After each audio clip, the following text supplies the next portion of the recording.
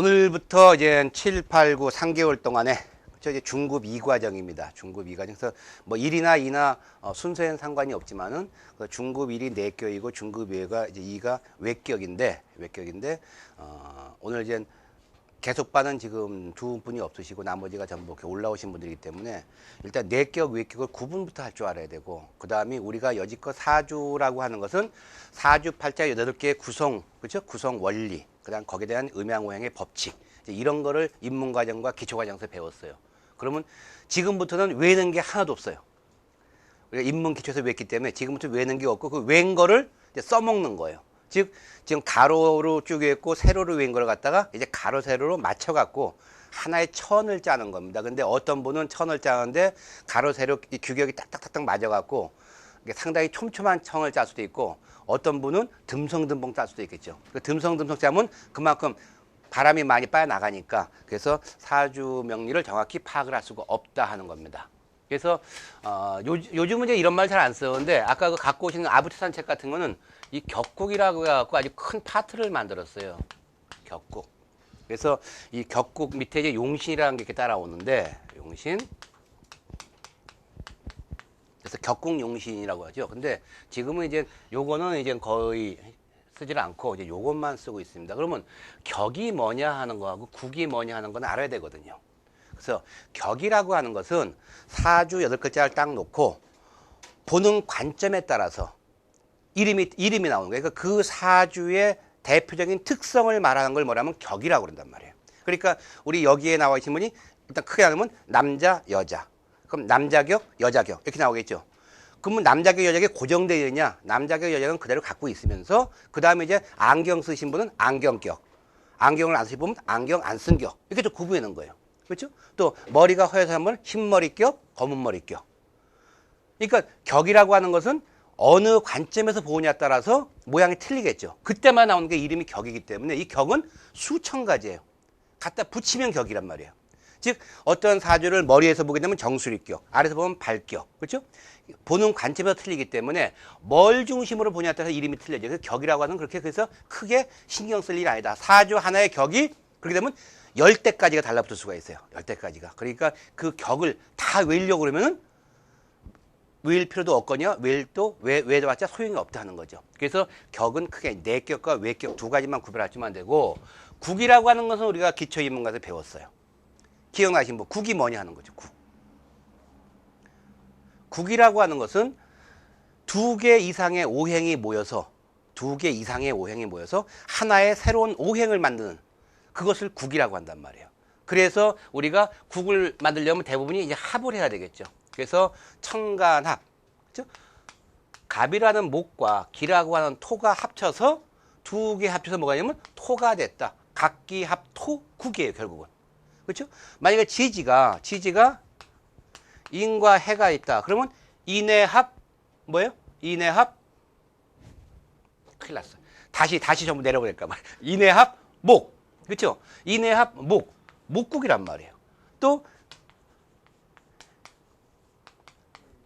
수목 토락은 3개의 오행이 모였죠. 수목 토감에서 해묘음이 뭐라고 했어요? 목국. 이게 국이에요. 즉 2개 이상의 오행이 모여서 하나의 오행을 창출할 때 그걸 우리가 국이라고 한다는 거예요. 국. 그러니까 우리가 국을 하려면 합을 알아야 되겠죠. 천간합, 지지합을 알아야 되는데 이젠 이 격이라고 하는 것보단 우리가 용신이라는 개념을 알아야 되는데 우리가 여지껏은 뭐냐 하면 사주팔자 8글자. 자, 오늘이 신묘년. 아직까지 가보죠?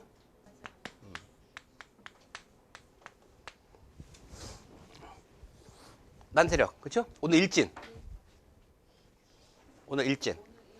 임술.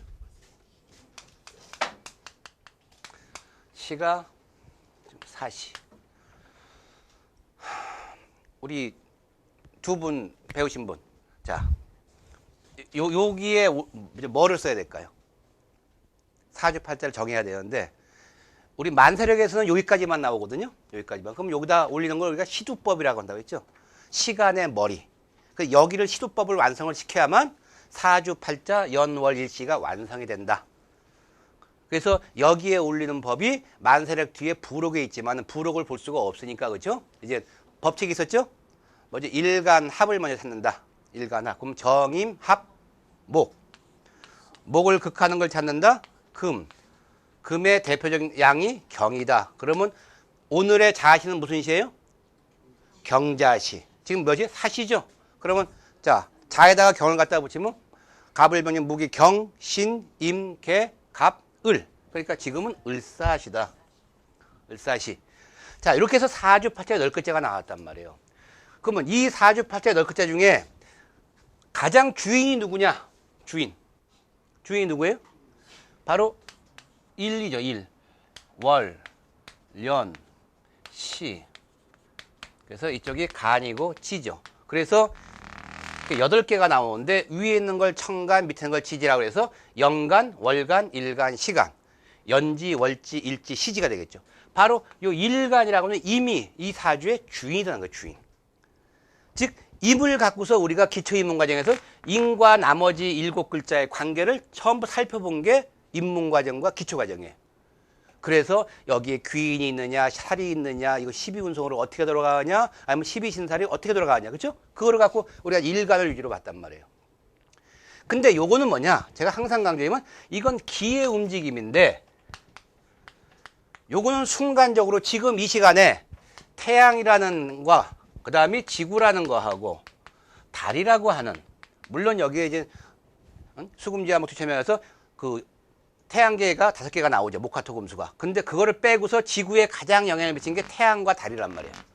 이 지금 이 시간에 태양과 달의 거리와 각도가 정해지겠죠. 이거를 지금 이게 계속 움직이잖아요. 시속 거의 뭐 3,000km, 10만 km를 움직인단 말이에요. 공전과 자전하니까. 근데 이것을 요 시간에 사진으로 탁 찍은 게 바로 뭐예요? 이거죠.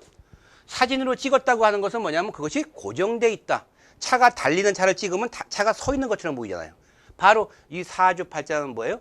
이 돌아가는 길을 순간적으로 사진을 탁 찍어 놓은 거예요. 그러니까 오늘 이 시간은 신묘년 갑오일 임술이 을사시라는 판이 딱 찍힌다. 그래서 이거를 뭐라고 하냐면 고정기라고 한다 그랬어요. 고정기. 움직이고 있는 걸 사진으로 탁 찍었으니까. 그 다음에 태양과 지구, 달이 계속 도니까 그때마다 새로운 기와 새로운 각도가 형성이 되겠죠. 그걸 뭐라고 하냐면 운이라고 한다고 그랬죠. 계속 도니까. 그럼 이러한 기는 뭐냐? 지금 이 시간에 태어난 사람의 고유의 바로 바코드다.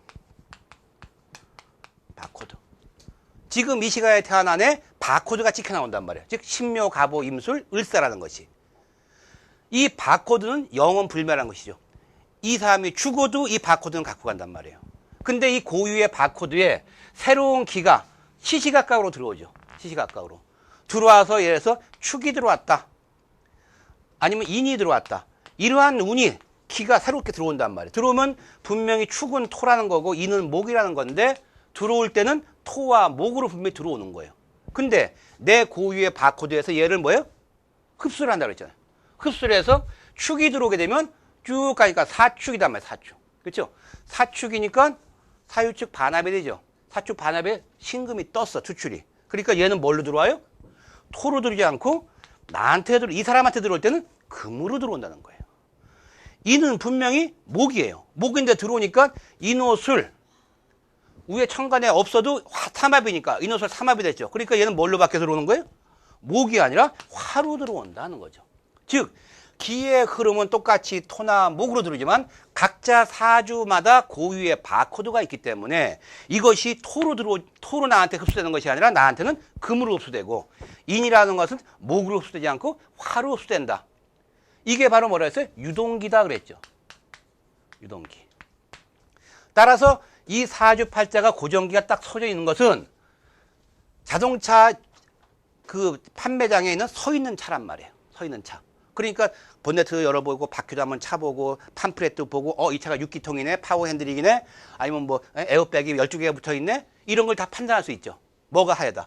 근데 이것을 키를 딱 꽂고 시동을 부르는 거라서 바퀴가 한 바퀴 굴러가기 시작하면은 그때부터는 차라고 하는 것은 벤츠로 태어난 차나 아니면 왜 티쿠로 태어난 차나 그때부터는 차는 굴러가는 거예요. 그렇죠? 굴러가기 시작하면 그때부터는 차가 좋으면 물론 좋겠지만 그때부터는 뭐예요? 길의 영향을 엄청 받게 된다. 차가 벤츠라 할지라도 비포장길을 가면 덜컹거릴 거고 3판길을 가게 되면 시속 10km 가는 거예요.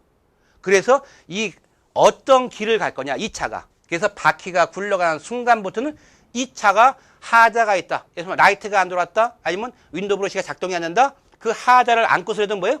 굴러간단 말이에요. 굴러갈 때는 이 차의 주인은 뭐냐면 뒤에 앉아야죠. 차 주니까. 뒤에 앉고 이 차를 운전하는 게 누구예요? 운전수라는 게 따로 고용이 된다는 거죠. 그래서 이 차를 전반적으로 출발점인 서울에서 종착점인 부산까지 인생의 출발점부터 인생의 종착역까지 끌고 가는 사람은 이제부터 뭐야? 일간이 아니라 여기에 운전수라고 하는 끌고 가는 사람이 따로 있다는 거예요. 기가. 그거를 우리가 용신이라고 한다. 그러면 우리 여지껏 기초인문에서 뭘 배우냐? 이것만 배운 거예요. 이 차 분석만. 이 차가 어떤 차고 뭐가 하자가 있고 뭐가 좋고. 근데 이제 차가 굴러갈 때는 이 차는 이제 차예요. 그냥 차.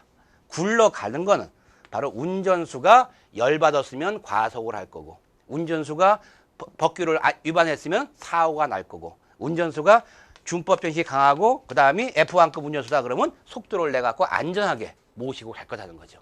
그래서 이 용신이라는 것은 이 사주에 갖고 있는 이 고정기가 완성이 안 돼 있단 말이에요. 뭔가 활용점정이라고 하죠. 그림은 다 그려놨는데 점을 하나 딱 못 찍은 거예요. 그 점을 찍는 역할을 하는 것이 바로 용신이라는 거예요. 그래서 우리가 중급 과정에서 바로 뭐냐? 기초 입문 과정에서는 이 차의 틀과 모양을 보는 거고 중급 과정부터는 이 차가 굴러가는 걸 보는 거예요. 근데 실제로 상담하시는 분, 여러분들이 궁금하신 건 뭐냐? 내 차가 벤츠냐 티코냐는 물론 중요해요. 근데 제일 궁금한 건 뭐예요? 지금 내가 어떤 길을 가고 있으며 앞으로 어떤 길을 갈 것인가? 그렇죠? 이게 궁금한 거란 말이에요. 근데 지금 비포장길을 가고 어쩌고저쩌고 하는데 길은 안 보고 얘만 보고 있는 거예요. 얘만. 비포장에서 벤츠는 날아가요? 아니잖아요. 그렇죠?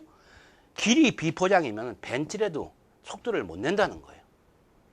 그래서 이 가는 길을 확인하는, 즉 유동기, 움직이는 것을 우리가 관찰하는 것을 우리가 운이라고 한다. 그래서 운이라고 하는 것은 변화론이란 말이에요. 바뀔 운. 그래서 이 아래 쓰는 것을 우리가 운수라고 그러고 이거를 명반이라고 한다. 그래서 이 두 개를 대운수와 명반을 같이 적고 봐야지 이 운수를 안 적고 사주만 갖고 본다. 그럼 그 사람은 둘 중에 하나라고 그랬어요. 진짜 고수던가. 왜냐하면 이 대운수를 머릿속에 이미 쫙 스크린 한 사람이던가 아니면 완전히 뭐예요? 완전히 돌팔이던가. 이거를 모르는 거니까. 그렇죠? 그래서 우리는 여지껏 요 사주의 틀과 형식만 갖고 우리가 입문과정과 기초과정을 마쳤지만 이제부터는 이 바퀴 굴러갈 이때 누가 나를 지배할 거냐. 그러니까 얘는 누구냐? 얘는 엘리자베스 여왕이라고 생각하면 돼요. 1번 천왕. 이 사주에 군림하는 가장 군주예요. 근데 실질적으로 이것이 뭐야? 정치를 하기 위해서는 누가 하냐? 왕이 하는 것이 아니라 수상이라는 사람이 하는 거죠. 수상. 그러니까 총리 내각 대신이 한단 말이에요. 바로 그 수상 역할을 하는 사람이 누구예요? 용신이에요. 근데 이 용신을 누가 정하느냐? 일간에 도움이 없으면 용신을 정하지 못하는 거예요. 왜냐하면 왕이 국무총리 임명을 해야 되잖아요. 이 임명을 하는데 이 사주를 보고서 누구를 임명해야 되겠다. 그래서 항상 이 어떤 사주건 후보가 3명씩 나온단 말이에요. 3명씩. 우리 십신을 배웠죠? 비경겁재, 식신상관, 그 다음에 정편재, 정편관, 그 다음 정편인. 이 5개 중에서 3개가 항상 후보로 올라가는 거예요. 국무총리 후보로. 후보로 올라가면 그 후보를 검증을 해야 돼. 국회 청문회를 거쳐야 되겠죠. 그래서 청문회를 거쳐서 만약에 얘를 용신으로 잡는다? 용신 후보다. 그럼 얘를 보는 거야. 얘가 뭐를 깔고 있고 옆에 뭐가 있는지. 그래서 얘는 무난하다. 그러면 총리로 얘를 갑을 용신으로 잡는 거고 얘가 문제가 있다? 그럼 저쪽에 얘를 용신으로 잡아야 되겠다. 그래서 후보가 항상 3명이 나와서 검증을 하는 거예요. 그래서 어떤 분들은 사주 명리가 용신 때문에 공부 못하겠다는 분들이 많아요. 왜냐하면 이것만 보면 되지 용신을 왜 뽑느냐는 거예요. 그래서 이 용신 공부가 그만큼 어렵기 때문에 여기서 탈락을 하게 되니까 대우이 뭐라 하냐. 우리가 마지막 배운 게 뭐냐면 신살론 배웠죠. 12신살. 그러니까 12신살하고 신살 갖고서 상담을 하는 거예요. 이거를 용신을 알아야만 뭐를 하냐. 길신과 흉신을 알 수가 있어요. 길신과 흉신. 지난번에 제가 잠깐 언급을 했죠. 역마살이다. 역마살 자체가 좋다 나쁘다 평가하면 안 된다고 했죠. 역마살이 인신사회가 역마살이에요. 그렇죠? 근데 요거는 목역마고 금역마고 화역마고 수역마란 말이에요. 일간에 따라서 이것이 비금역마가 될 수 있고 식상역마가 될 수 있고 재성역마가 될 수 있고 관성역마가 될 수 있고 인성역마가 될 수 있다고 그러잖아요. 그것이 나한테 길이냐 흉이냐. 그래서 저기 임이니까 신 같으면 뭐예요? 인성역마죠. 금생, 그죠? 금생수니까. 그래서 인성역마란 말이에요. 근데 인성역마니까 이런 사주를 갖고 있으면 저 사람은 뭐예요? 유학을 가야 된단 말이에요. 안 가면 평생 나 유학 못 갔다 하고 그냥 평생 한풀이를 하는 거예요. 유학을 갔다고 해서 그럼 잘 되느냐? 바로 이 금이 나한테 길이냐 흉이냐가 결정이 된다. 길신 같으면 유학 갔다 와갖고 오기 전에 이미 자리가 마련돼 있을 거고, 흉신 같으면 미국서 MBA 때서도 와갖고 할 일이 없으니까 뭐야? 택시 모은 수밖에 없다 하는 거예요. 그러니까 인성이 있다고 해서 그것이 꼭 길이 아니다는 거죠. 또 천을교인이 있었죠. 간무경은 미축이요. 미축이 천을교인이 있다고 다 좋은 거 아니다는 거죠. 바로 이건 토다하는 거예요. 토. 이 토가 나한테 길신인 사람은 천을교인이 나한테 길 역할을 하는 거고, 이것이 흉신인 거는 귀인은 귀인이지만 나한테 큰 도움은 없다 이렇게 한다고 했잖아요. 백호살이다? 백호살도 마찬가지예요. 나한테 길신 같으면 내가 그것을 이용을 하고 내가 지배를 할 수 있지만 흉신 같으면 내가 그걸 당하게 된다는 거죠. 그러니까 기륭을 구별해야 하는데, 기륭을 구별하려면 뭐냐? 용신을 알아야만이 기륭을 구분한단 말이에요. 기륭을. 그래서 운에서 지금은 운이 좋은 운이다. 지금은 아까 인연이 들어왔으니까 나한테 좋은 운인데 들어와서 목이 변해서 화로 변했으니까 이 사주 같으면 수생목이니까 식상이죠. 화는 재성이죠. 식상이 변해서 뭘로 바뀌었어요? 재성으로 바뀐 거예요. 그래서 이거를 우리가 다른 말로 하면 식이 변해서 식변재라고 한다. 그럼 이 변한 재가 나한테 길이냐 흉이냐가 중요한 거란 말이에요. 식이 중요한 게 아니라. 그래서 이런 변화하는 것을 우리가 찾아봐야 되는데, 용신은 지금부터 제 설명을 잘 들으시면 용신은 굉장히 뽑기가 쉬워요. 용신은. 근데 실제로 어려운 건 뭐냐? 용신 뽑은 다음이 어려워요. 왜냐하면 운에서 용신이 들어와서 어떻게 변화를 하는지를 봐야 되기 때문에. 아까 잘못하면 인운이 들어왔다. 목운으로 그냥 판단을 해버린단 말이에요. 나한테는 뭘로 들어와요? 화로 들어오는데. 이걸 목운으로 판단하는 사람은 그냥 고정기로 판단하는 사람이고, 이걸 화로 판단하는 사람은 유동기로 판단하는 사람이에요. 그래서 지금부터는 기의 흐름으로 바꿔야 되는데, 제일 어려운 건 용신이 아니라 용신 뽑는 처음에 조건이 있어요. 조건. 그 조건이 뭐냐? 임일간이 이 사주 전체에서 강하냐 약하냐, 이게 주인 아니에요. 얘가 강하냐 약하냐를 보는데, 강하면 그걸 뭐라 하면 신강이라고 한다. 그래서 신강사주라고 그러고, 저것이 약하면 신약이라고 그래요. 저도 지금 이 길에 건 지 20년 가까이 했지만 지금도 상담하면 제일 어려운 게 뭐냐요? 용신 뽑는 게 어려운 게 아니라 이거 구별하기가 지금도 제일 어려워요. 신강, 신약을 구별하기가. 그래서 우리 기초인문과에서 신강, 신약을 뽑으라고 그러면, 이 사주가 목이 몇 개냐? 목이 하나, 둘, 세 개.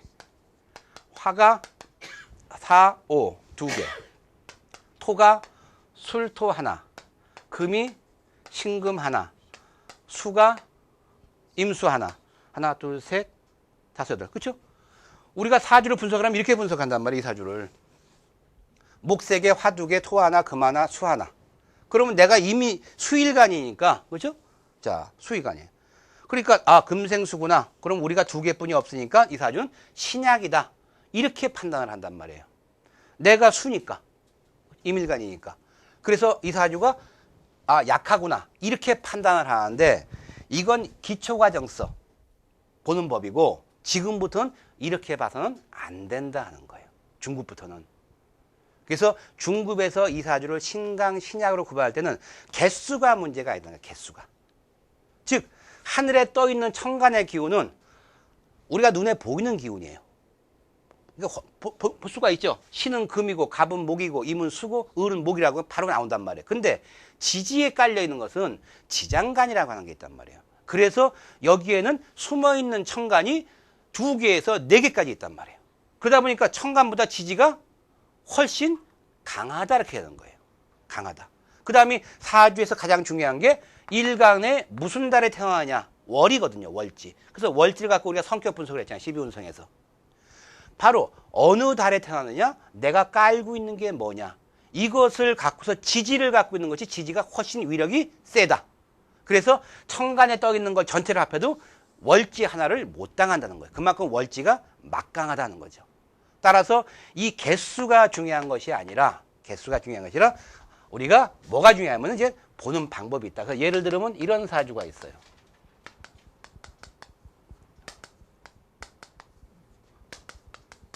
이거 그냥 간지 동체격이라는 사주인데 연월 일시가 똑같죠. 신묘년, 신묘월, 신묘일, 신묘시.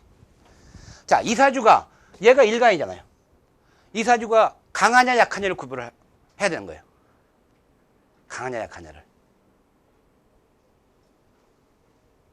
나 선생님, 이 사주가 신이 강해요 약해요? 이게 좀 금국목 다 밑에서 극을 하잖아요. 그렇죠? 그럼 이게 강할 것 같아요 약할 것 같아요? 그냥 본인 생각대로. 예, 그러니까 강이다. 그렇죠? 예, 강. 자, 또 이걸 약으로 보시는 분. 약. 자, 하늘에 떠 있는 기운은 밑에 뿌리가 없으면 이건 사상누각이에요. 떠 있는 거기 때문에 뿌리가 없으면. 그래서 이 하늘에 있는 천간이 밑에 뿌리가 없으면은 그거는 속된 말로 말짱 꽝이에요. 꽝. 왜냐면 밑에 뿌리가 없잖아요. 뿌리. 그래서 이 뿌리가 있는 것을 우리가 뭐라고 하냐면 통근이라고 그래요. 통근. 그래서 앞으로 이 통근이라는 단어가 무지무지하게 많이 나와요. 통근. 통근은 뭐냐? 천간의 기운이 지지에 뿌리를 주는 거. 여기서 임수일간은 지금 뭐야? 뿌리가 하나도 없어요. 그래서 이거는 통근이 안 돼 있어요. 갑이라고 하는 것은 묘에 뿌리가 있고, 그렇죠? 을이라는 것은 또 묘에 뿌리가 있죠. 근데 신금도 또 뭐야? 뿌리가 없어요.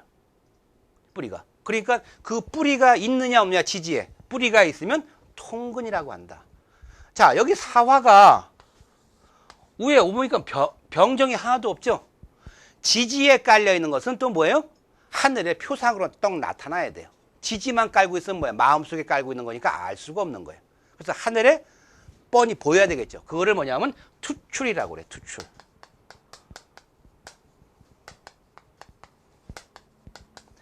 그래서 이 단어가 앞으로 중국 과정에서는 최고로 많이 나오는 단어예요. 즉 하늘의 천간의 기운은 뭐예요? 땅에 뿌리를 둬야 된다. 통근. 땅에 있는 기운은 하늘의 표상이 나와야 된다. 투출. 그래서 통근과 투출이 상당히 중요한데 이것은 지금 뭐예요? 뿌리가 없죠?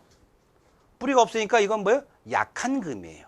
근데 밑에는 지지는 전부 묘를 깔았어요. 특히 이 묘는 뭐냐? 인신사에는 왕지요, 자유묘는 왕지요, 진술충묘는 고지죠. 바로 해묘미. 삼합의 이론이 뭐예요? 바로 생지와 왕지와 고지가 모여서 하나의 국을 이루는데 이 중에 대표이사를 누구로 하냐? 바로 왕지로 한다고 했죠. 왕지. 얘가 대표니까 해묘미가 뭐예요? 이름이? 간판을 뭘로 걸었어요? 묘가 목이니까 목국이다. 그렇죠? 사유축, 유가 좌우묘가 대표이사니까 유가 금이니까 사유축은 금국. 인호술, 오가 화니까 화국. 그렇죠? 신자진, 자가 수니까 수국. 그러니까 대표이사가 될 정도로 이게 왕지란 말이에요. 가장 강한 자리니까 묘는 전부 왕지로만 모여 있어요. 그래서 신금이 이 묘를 못 친다 이렇게 되는 거예요. 그래서 이거는 강이 아니라 오히려 약이 되는데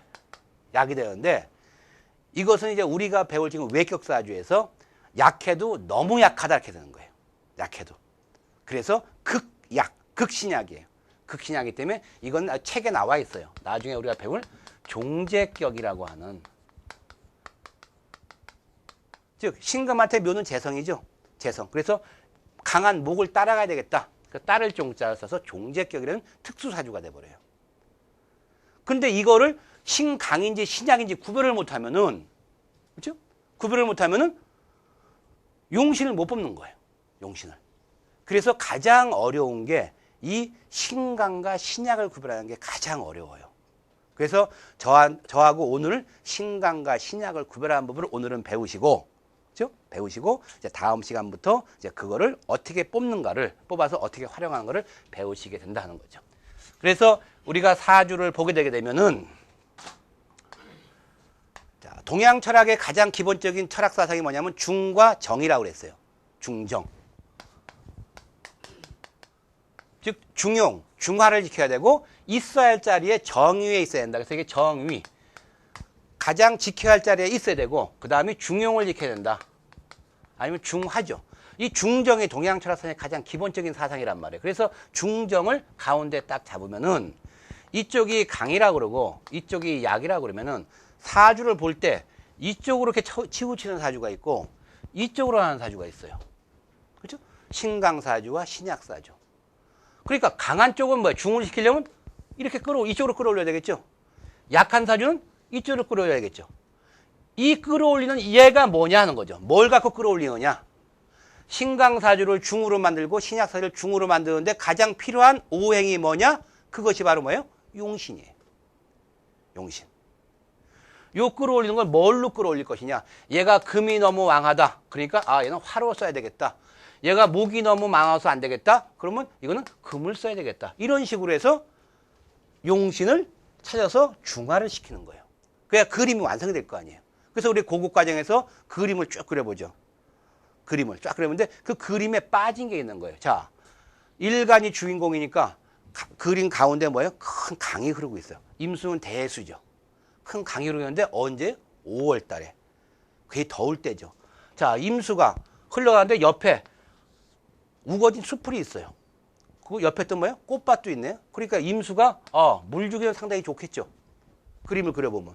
거기에 이제 제방이 또 그냥 가로막힌 거예요. 그러니까 이거는 큰 호수구나. 호수 옆에 숲과 꽃밭이 있구나. 자, 그러고 보니까 여기 신이 뭐냐면 이것이 뭐냐면 경작하는 홈이나 괭이나 가위란 말이에요. 그러니까 얘가 감목을 가지치기를 해주고 있구나. 가지치기. 여기에 보니까 또 저기 잔디가 좀 깔려 있는 거예요. 그리고 태양은 지금 올라오고 있구나. 그럼 이 그림을 이렇게 그려보면 빠진 게 있어요. 빠진 게.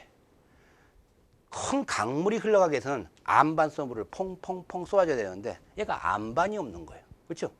그러니까 이 물은 뭐예요? 안반수가 없다. 대수라고 하는 것은 땅속으로 7,000리, 땅으로 7,000리를 갈 정도로 엄청난 수량을 갖고 있어야만 되는데 얘는 밑에 임수를 뿜어줄 안반이 없어요. 그렇죠? 신금이 여기 머리 떠있잖아요. 그래서 이거는 대수가 아니구나. 그럼 뭐예요? 허우대는 큰 강인데 올라가 보니까 실개청이더라는 거예요. 실개청. 또 앉아있는 자리가 술이라고 하는 토에 앉아 있어요. 수가. 그럼 토국수죠. 지금 뭐야? 내가 죽을 자리에 앉아 있는 거예요. 그래서 이거를 뭐라면 내가 죽을 자리에 앉아 있다. 그래서 좌자살지라고 한다.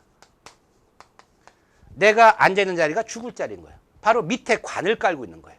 그게 좌자살지예요. 그러니까 얘가 힘이 있어요, 없어요? 없다 하는 거죠. 그러니까 이 임수일가는 큰 강인데 비가 오면은 넘쳐나고 비가 안 오면 쫄아드는. 그러니까 기분에 좌우되겠죠. 그러니까 이 임수는 그런 걸 갖고 있단 말이에요. 또 5월인데 더워야 될 거 아니에요. 근데 태양이 안 떴어, 위에. 지열만 지금 뜨겁단 말이에요. 그러니까 태양이 없으니까 이 임수는 뭐예요? 대수니까 큰 바다인데 태양이 없으니까 뭐예요? 이게 지금 파도가 넘칠 치는 파도란 말이에요. 파도가. 병화가 있어야만 태양이 떴으니까 태평양 같이 잔잔한 파도가 되는데 화기가 없으니까. 그렇죠? 이거는 파도란 말이에요. 내리치는. 그러니까 계속 내려치겠죠. 그러니까 제방이 무너질 수도 있죠. 그래서 이 제방을 뭐냐면 바위섬이라고 한다 이때.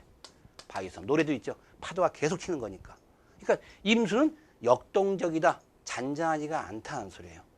이래서 이 그림을 쭉 보면서 이 사주에 가장 약한 게 뭐냐? 안반이 필요하다. 안반 역할을 해주는 것이 신이 써야 되는데 신이 보니까 이게 목에 지금 자리를 잡은 거예요. 그러면 신이라고 하는 것이 12운성에서 장생지가 어디예요? 장생지, 신. 우리 기초과정 인문과에서 배운 게 다 써먹는 거예요. 그렇죠? 그러면 여기가 을, 정, 기, 신이죠. 그러면 자가 장생지예요. 그렇죠? 그러면 음이니까 역행을 하겠죠. 생, 욕, 대록, 왕세, 병사, 장, 절. 절지란 말이에요. 신이 앉아있는 자리가. 그러니까 신금이 강해요, 약해요? 약하죠. 그러니까 이 신금을 못 쓴다는 거예요. 그리고 결국 뭐냐? 저 사중에 경금을 찾아가야 된다. 경금을. 그래서 지장간에 있는 것을 빼내는 거예요. 그래서 용신이라고 하는 것은 바로 내 사주 내에 있는 걸로 찾는 거예요. 내 사주에 없는 건 용신으로 살 수가 없다. 왜냐면 내 차를 운전해 갈 사람인데 이 안에 있어야 될 거 아니에요. 그래서 천간용을 먼저 확인하고 지지용을 확인하고, 지지에 또 용이 없으면 사라고 하는 것은 뭐예요? 무경병이라고 하는 지장간이 있죠. 여기서 여기, 중기, 봉기 아니에요. 봉기를 쓸 수도 있지만 중기를 쓸 수도 있고 여기를 쓸 수도 있어요. 그래서 이때는 이 여기인 경금을 뺐어야 되겠다 이렇게 보는 거란 말이에요. 그래서 요 사주가 신약하다. 왜냐하면 수가 얘뿐이 없잖아요. 도움이. 그렇죠? 그래서 이 사주 좀 봐야 되겠지만 신금이 사중의 이 경금이 나중에 이제 사술 원진이 되기 때문에 또 약한 문제가 또 있어요. 그래서 이 사주가 잘못하게 되면 이제 조금 이따 얘기하면 종격으로 빠질 수도 있는 사주다 이렇게 보는 거예요. 그래서 신강이 됐다. 그럼 이 사주가 신약이라고 그러면 신약이다.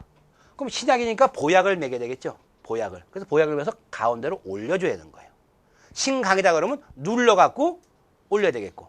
근데 제일 문제가 뭐냐면은 요 라인에 걸려있는, 요 라인이 아니라 요 라인에 걸려있는 거예요. 이게 신강인지 신약인지 아리숭한 거예요. 이게 이제 양정돼 있다고 하는 사주인데, 양정. 즉, 비겁과 비겁인성과 관성이 거의 똑같이 대등하게 있단 말이에요. 관성이 강하면 신약이고 비겁과 인성이 강하면 신강이 되는데 두 개가 거의 눈금이 비슷하단 말이에요. 근데 이쪽이 강하면은 비겁이니까 내가 강한 거죠. 내가 강하면 신강이 되는 거고 이쪽이 강하면 신약이 된단 말이에요. 그래서 양정된 사주가 가장 좋은 사주예요.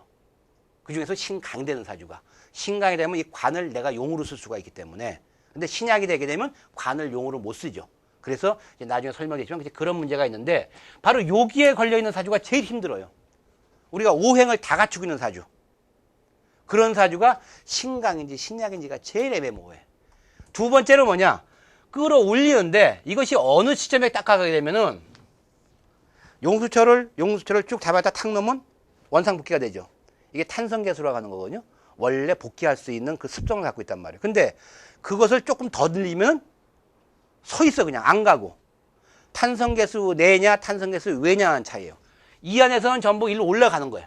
근데 어느 시점에 딱 되면 도저히 올릴 수가 없다 하는 거예요.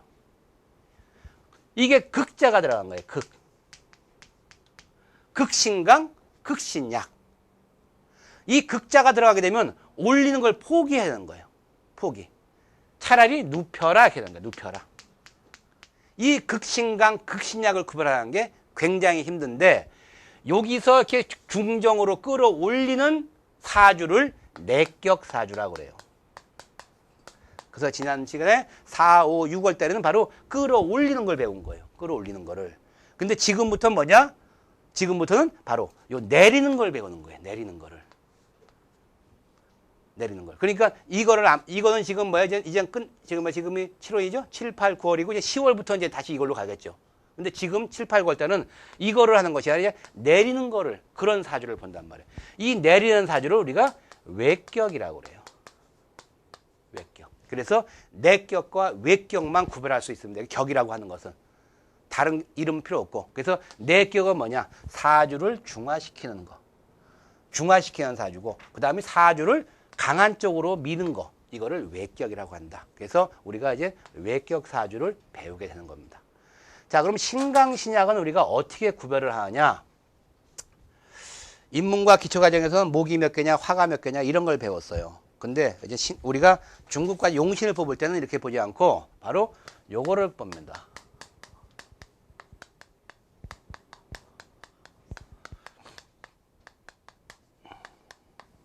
왕상휴수사란 말을 써요.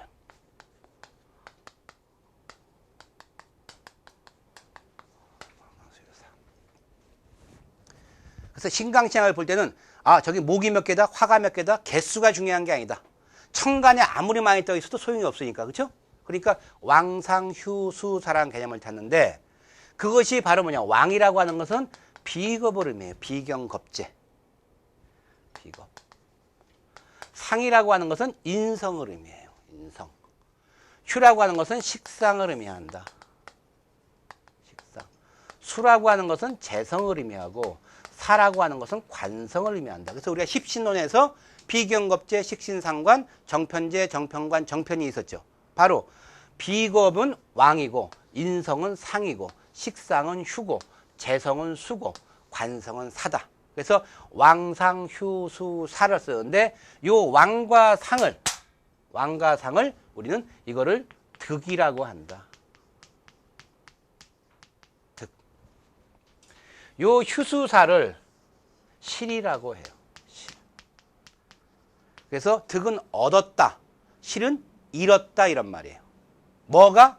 바로 이 기운들이. 따라서 이 사주를 볼 때 득이냐 실이냐 하는데 우리가 신강이냐 신약을 볼 때 첫 번째 보는 법이 월을지를 보는 거예요. 월지. 이게 가장 기본이에요. 그래서 제가 여러분들 사주를 쭉 나중에 알게 돼도 이 사주 8개를 다 모지잖아요. 그렇죠? 수십 명, 수백 명, 수천 명 되는 사주를 제가 한 만여 명 봤으면 그 만여 명 사주를 다 모지겠죠. 그 중에 몇몇 사람은 알지만 대부분 사람은 뭐냐? 아, 임수일간이 5월의 임수일간이다. 그거만 기억하는 거예요. 그만큼 월이 차지하는 비율이 거의 40% 가까이 월이 그만큼 위력을 발휘한다. 그래서 첫째 월지를 보는 거예요. 임수일간이 5월에 태어났다는 걸 보는 거예요. 임수요. 그 다음에 두 번째가 자기가 깔고 있는 일지를 보게 돼요. 내가 깔고 있는 게 일간이 깔고 있는 게 강하냐 약하냐를 보죠. 일지. 세 번째가 전체 세력을 봐요. 세력. 요 세 가지를 봐서 월지를 얻었으면 우리가 이걸 등령이라고 한다. 등령. 잃어버렸으면 실령이라고 그래요. 실령. 일지를 얻었으면 득지라고 한다. 잃어버렸으면 실지. 세력을 얻었으면 득세. 잃어버렸으면 실세. 자, 그럼 한번 보죠. 지금부터 어떤 사주가 나와도 이 사주를 보고서 그냥 용신을 뽑겠다? 그건 저도 못 뽑아요. 저도 못 봐요. 그러면 반드시 제가 하는 방식대로 따라서 해주셔야 돼요. 처음에 이 사주 어떤 사주가 딱 나왔다. 그러면 제일 먼저 보는 게 일간을 봐야 돼. 일간. 그럼 일간이 뭐예요? 임이죠. 그러면 아, 임수일간이 이렇게 보는 거예요. 임수일간이. 그렇죠? 자, 한번 같이 해보죠. 임수일간이. 자, 첫 번째가 뭐예요? 월을 봐야죠. 임수일간이 5월에 태어났다. 5월. 그럼 임수와 오의 관계는 무슨 관계예요? 수국, 화죠. 그럼 얘가 뭐예요? 재성이죠. 재성. 재성. 따라서 내가 월을 왕이냐 상이냐 휴냐 수냐 사를 보는 거예요. 임수일간이 월을 뭘 갖고 있어요? 재를 갖고 있죠. 그럼 수예요. 그러니까 이건 뭐예요? 실을 쓰는 거예요. 그럼 뭐예요? 실령이다. 실령. 그래서 내가 X표를 딱 켜놓은 겁니다. 실령. 그 다음에 임수일간이 수를 깔았어요. 일지를, 두 번째가 일지를 봐야 되겠죠. 수를 깔았으니까 얘가 토예요. 토고 쓰니까 관이죠. 관. 관은 뭐예요? 사. 아까 좌자살지라고 했잖아요. 그러니까 강해요, 약해요? 최고로 약한 자리예요. 슬. 그러니까 내가 뭐예요? 밑에 지지를 못 얻었다. 그래서 실지를 했다. 실령을 했고 실지를 한 거예요. 자, 세력을 보자 하는 거예요. 세력을. 세력을 볼 때는 우리가 합을 다 봐줘야 되는 거예요. 근데 이건 뭐예요? 지금 오술 화국이죠. 오술 화국인데 화가 안 떴어. 그래서 이거는 오술 화국만 되지, 오술만 합만 되지, 아직은 화가 아니다 하는 거예요. 아까 했지만 투출이 되잖아요. 합이라고 하는 것은 우리는 이제 기본이나 입문과정에서는 각기합, 토 이렇게 배웠단 말이에요. 을경합, 금. 이게 금인데 밑에 신유, 술 이런 것이 사, 이 금이란 말인데 이런 글자가 없으면은 이거는 합이 불화해요. 합은 했어도 변화하질 아직 않았다. 손만 잡고 있을 뿐이라는 거예요. 그럼 언제 변화하냐? 운에서 신운, 유운, 술은 사운이 들어올 때 얘가 금으로 바뀐단 말이에요. 그러니까 아까 했지만 이것은 통분이 안 돼 있기 때문에 그래요. 지지도 오술 화국이에요. 그럼 왜 화가 없어? 그러니까 이건 아직 화가 아니다 이렇게 되는 거예요. 언제 화가 돼요? 병이나 정운이 되게 되면 오술 화국이 득세를 해버린다. 그러니까 이건 화가 아니고 토죠. 임한테 도움되는 것은 금수인데 요것뿐이 없는 거야. 이미 세력을 저것뿐이 못 얻었어. 그렇죠? 그러니까 세력을 얻은 거예요, 못 얻은 거예요? 이미 자기 세력이 없잖아요. 그러니까 뭐예요? 실세가 된다는 거예요. 실세. 따라서 신령, 실지, 실세다. 이게 신약이란 말이에요. 근데 어떤 사주는 얘가 등령을 했고 실지를 했고 득세를 할 수도 있고, 그렇죠? 등령을 했고 이렇게 될 수도 있어요. 또 신령을 했고 득지를 하고 득세를 할 수도 있고, 신령을 하고 실지를 하고 득세를 할 수도 있고, 경우의 수가 나오겠죠. 그래서 월지를 봤을 때 등령을 했다. 그러면 일단 강으로 본단 말이에요. 월지가 그만큼 막강하니까. 근데 등령을 했는데 실지 실세를 했어. 처음에 볼 때는 강한 줄 알았는데 알고 보니까 약한 거예요. 그래서 이걸 뭐냐, 처음에 볼 때는 강한 사주였는데 강, 나중에 알고 보니까 변했다. 강변 위약이 된다. 강변 위약. 원령은 얻었지만은 실지와 실세를 했기 때문에 이거는 강한 것이 변해서 뭐가 된 거예요? 약이 됐다. 그럼 이런 사주는 신강이에요, 신약이에요? 신약이라는 소리예요. 반대로 여기서 실령은 했는데 득지와 득세를 했어요. 그렇죠? 월은 못 얻었는데 밑에 자기를 뿌리를 갖고 있고 세력을 왕창 얻었단 말이에요. 그러면 처음에 볼 때는 이건 뭐예요? 약이죠. 월이니까. 이건 약이에요. 근데 변해서 뭐가 된 거예요? 약변 위 강이 됐다. 그래서 약변, 이건 강사주예요. 그러니까. 그래서 일단 월을 중심으로 보는데 바로 뭐냐, 일지를 확인하고 그 다음에 뭐야, 전체 세력을 확인해 갖고 신강 신약을 구별하게 돼요. 신강 신약을. 그러니까 개수가 중요한 것이 아니라 뭐예요? 가장 여기서 가중치가 제일 높은 게 누구예요? 얘란 말이에요. 월지. 그 다음에 얘죠. 이 두 개를 얻으냐 못 얻느냐에 따라서 확 달라지는 거예요. 그러니까 아까처럼 신묘, 신묘, 신묘, 신묘인데 위에 신금이 4개나 있는데도 불구하고 강이라는 소리를 못 듣는단 말이에요. 개수로만 따지는 것이 아니기 때문에.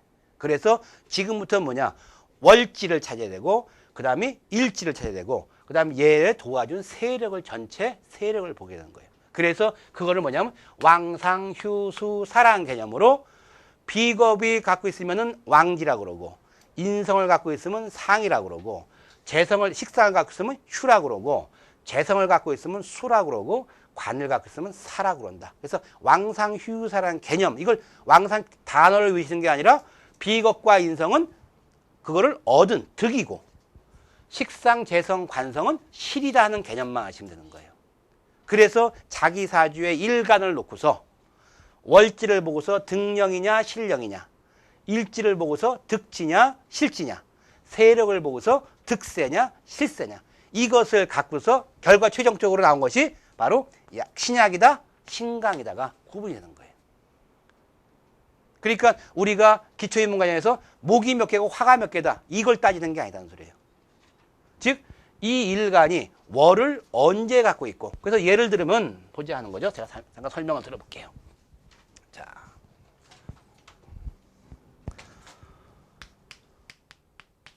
이제 고급과정에서 하는 것이 바로 이거예요. 간목일간이 이게 춘목이냐 하목이냐 추목이냐 동목이냐를 따진다고요. 춘목도 1월이냐 2월이냐 3월, 즉 임목이냐 묘목이냐 진목이냐를 따지는 거예요. 그래서 간목이 춘목이다, 간목이 하목이다, 간목이 추목이다, 간목이 동목이다가 개념이 나오거든요. 일간이 갑일간인데 그 갑일간이 봄에 태어난 사람이냐, 여름에 태어난 사람이냐, 가을에 태어난 사람이냐, 겨울에 태어난 사람에 따라 자기가 필요한 게 틀려지는 거예요. 자, 봄에 태어난 나무는 언뜻 보면 굉장히 강할 것 같죠. 그렇죠? 왜냐하면 이게 인이니까. 아까 비겁, 이게 노골가라잖아요. 강할 것 같은데 인월에 태어난 사람을 눈목이라고 그래요. 눈목. 그래서 굉장히 어린 싹스로 보기 때문에 굉장히 약한 걸로 보죠.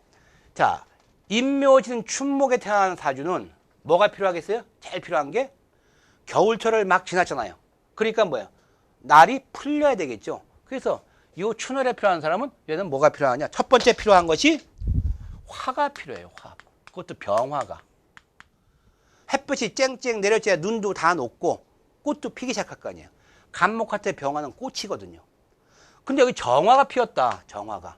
그럼 이 간목한테 꽃은 핀 줄 알고 하고 가봤더니 꽃은 피지 않고 봉우리 만진 거예요. 몽우리만. 그러니까 A하고 돌아오는. 벚꽃 잔치하러 갔는데 벚꽃이 만개를 안 한 거예요.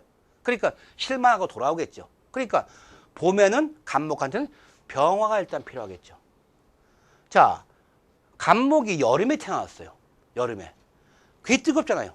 그럼 간목이 제일 필요한 건 뭐겠어요? 물이 필요하겠죠. 당연히. 그러니까 이때는 뭐예요? 수. 근데 임수가 필요하냐? 개수가 필요하냐? 걔는 거예요. 그렇죠? 임수가 빵빵한 임수가 들어왔다. 그러면 뭐예요? 홍순한 거예요. 여름에 장 맞았죠. 그러면 수다, 목, 부가 되죠. 나무가 둥둥 떠가니까 이거는 아니라는 거죠. 그러니까 이때 막 개수, 감로수, 이슬비가 부슬부슬 내려야만 간목이 먹기가 딱 좋을 거 아니에요. 그렇죠? 그러니까 어느 것이 필요한 거예요. 자, 가을철이 됐어요. 가을철의 간목은 뭐냐면 이제 결실의 계절이에요. 그러니까 뭐예요? 열매가 맺었죠. 열매가 맺었으니까 그 열매가 당도가 있어야 돼. 여물어야 될 거 아니에요. 여물어야지. 그래서 우리가 미월이나 신월에는 바로 늦더위, 삼복더위가 있잖아요. 초복, 중복, 말복이. 그때가 엄청 뜨거운 이유가 뭐예요? 바로 곡식과 과일이 익으라는 소리예요. 그때 필요한 게 뭐예요? 병이란 말이에요. 병화.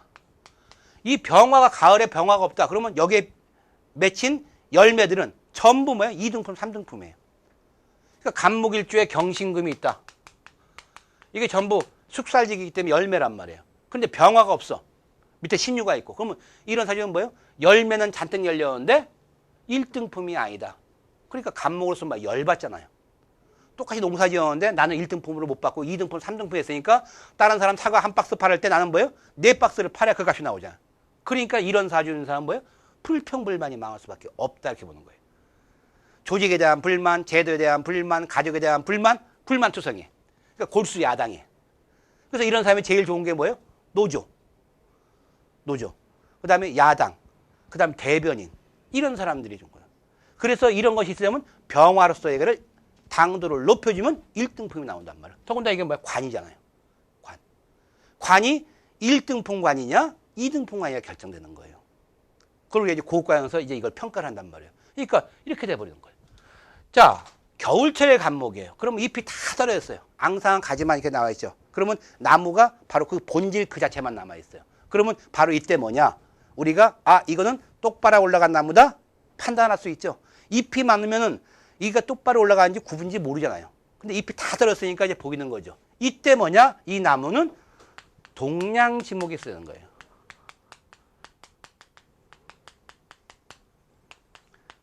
동량지목은 원래 갑의 근본적인 목적이에요. 갑이라는 것은 아름드리 나무니까 결국은 뭐예요? 기둥과 석가래가 돼야 된단 말이에요. 동량지목이 되는 게 언제냐? 이때란 말이에요. 그럼 이때는 뭐야? 동량지목이 되니까 이때 동월에 병화가 떴어. 그럼 미쳤군 이렇게 되는 거예요. 그렇죠? 한겨울에 꽃 피우고 있잖아. 꽃 피고. 그러니까 이게 뭐야? 매화나 설중매나 동백꽃이 되겠죠. 그런데 간목으로서는 뭐예요? 동량지목이 될 수가 없단 말이에요. 꽃이 피었으니까. 그럼 이때 뭐가 필요하냐? 얘를 잘라야 되겠죠. 그러니까 이때는 뭐야? 금이. 근데 아름드리 나무잖아요. 그거 주머니 칼 신금으로 잘라봤자 못 자르잖아요. 그래서 이때는 뭐야? 경금이 필요하단 말이에요. 경금으로 자르다 보니까 경금이 날이 안 서서 도끼가. 그럼 나무가 엄청 멍이 들겠죠. 햄모로 두들기는 거랑 똑같잖아요. 그러니까 날을 세워야 돼. 날을 세우는 게 뭐야? 정화로 날을 세운단 말이에요. 그럼 정화는 대장간불이거든요. 대장간불을 날로 세려면 여기에 뭐 계속 연료가 공급이 돼야 돼요. 그래서 이런 순서대로 돼야만이 동량제목이 되는데 여기에 경금이 있었다 춘월에. 그렇죠? 그러면 이때는 동량지목하는 나무가 아니라 이 나무 뭐예요? 꽃을 피워야 될 나무란 말이에요. 이거를 밑둥을 잘라버리면 일년농사 다 망치는 거죠. 그래서 같은 갑이라 할지라도 금이 필요한 사람이 있고 수가 필요한 사람이 있고 토가 필요한 사람이 있고 화가 필요한 사람이 있단 말이에요. 이게 바로 뭐예요? 이게 바로 용신이라고 하는 거예요. 이 간목이 가장 필요로 하는 게 뭐냐를 찾아내는 것이 용신이에요. 그러니까 같은 간목이라 할지라도 어느 계절에 태어나느냐 이게 가장 중요하고 그 다음에 밑에 뭐를 깔아하냐. 갑신을 깔았다. 신을. 그러면 이건 뭐예요? 좌자살제예요. 긍긍목이죠. 바위 위에 올라가 있는 나무란 말이에요. 그러면 산 마루에 떡 소나무가 한 그루 서 있어. 그럼 멋있을 거 아니에요. 그렇죠? 그럼 멋있으니까 다른 사람이 저 나무 멋있다 그러는데 본인은 뭐예요? 혼자 서 있잖아요. 이 사람은 뭐야? 고립돼 있고 외롭고 이런 사주란 말이에요. 남보기는 좋은 것 같은데 본인은 무지무지하게 외로운 거예요. 그러니까 이 사람한테 뭐예요? 사람이 옆에 달라붙어 갖고 옆에 있어주면 무지무지하게 좋아하겠죠. 혼자 외로운 사주니까. 이걸 좌자살지. 또 이걸 분재라고 그래. 그러니까 바위 위에 있는 나무다서 분재. 자, 갑이 진위에 앉아 있다. 진위에. 갑목의 특성 우리가 배웠어요. 큰 대립목이죠. 큰 나무니까 뿌리가 30m까지 뻗어갈 수 있는 자생력을 갖고 있어요. 근데 진토면 습토 아니에요. 뿌리가 바로 고기 들어가 버리니까 30m까지 갈 필요가 없죠. 그러니까 이 사람은 뭐야? 현실에 안주하는 사람이에요. 지난번에 태풍 불 때 나무가 쓰러졌죠. 나무가 뿌리가 몇백 미터까지 간 나무는 하나도 안 쓰러졌어. 그 나무는 부러졌어요. 부러졌어. 근데 뿌리채 넘어간 거를 뿌리를 가만히 보면 뿌리가 1m 뿐이 안 돼. 안주했기 때문에. 근데 이게 뭐냐? 밑에 재란 말이에요. 목국통. 따라서 갑한테 재성은 뭐예요? 아버지죠. 따라서 갑진을 갖고 있는 사람들은 아버지 조상유품에 대해서 애착이 무지하게 많다. 집이 골동품에 아버지가 쓰던 물건, 할아버지가 쓰던 걸 다 캐캐 묵어서 모아놓은 거예요. 이거 버렸다 그러면 난리 난단 말이에요. 난이도까지 가서도 찾아와야 돼. 그만큼 뭐야? 조상의 유품에 대해서 굉장히 애지중지해. 대신 뭐예요? 뿌리가 밑에 안주를 하니까 움직이기 싫어하죠. 그래서 꼼지락거리기 싫으니까 굉장히 게을러 터졌다 이렇게 되는 거예요. 됐다. 이런 식으로 우리가 이거를 춘목이냐 하목이냐 추목이냐에 따라서 달리 해석을 하게 되는 거예요. 달리. 그 다음에 밑에 뭘 깔아오냐. 자, 갑자래다, 갑자. 그럼 밑에 물이, 옹달샘 물이 있는 거예요. 이 갑자는 남부러울 게 없죠. 그래서 갑자가 뭐냐. 묻지 마라 갑자일 이렇게 되는 거예요. 항상 자기가 선두를 쓰는 거예요, 선두. 그러니까 이런 사람이 제일 다루기가 제일 쉬워요. 그 사람만 1등만 무조건 해면 돼. 찬밥도 먼저 주고 제일 먼저만 챙겨주면 군말이 없어요. 그래서 밑에 깔은 것이 지지를 얻었느냐 안 얻느냐. 얻었으면 뭐예요? 득지. 못 얻었으면 실지. 내 편이 맞냐 적냐. 이거에 따라서 세력을 얻느냐 안 얻느냐가 되는 거예요. 만약에 여기에